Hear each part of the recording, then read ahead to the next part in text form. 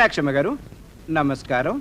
మీరు గుత్తి వంకాయ కూర వండడంలో అనుభవజ్ఞులని మేము తెలుసుకున్నాం.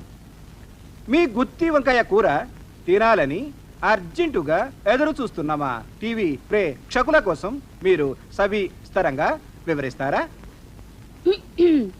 మొదట నవనవలాడే వంకాయల్ని శుభ్రంగా కడిగి పెట్టుకోవాలి. వాటిలో మసాలా పెట్టుకోవడానికి వీలుగా నిలువుగా కోసి పెట్టుకోవాలి. సిద్ధం చేసి పెట్టుకున్న మసాలాని వంకాయలో కూర్చాలి.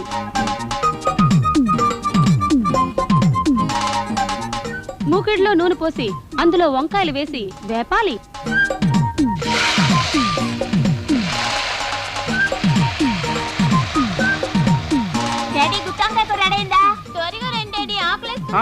రెడీ.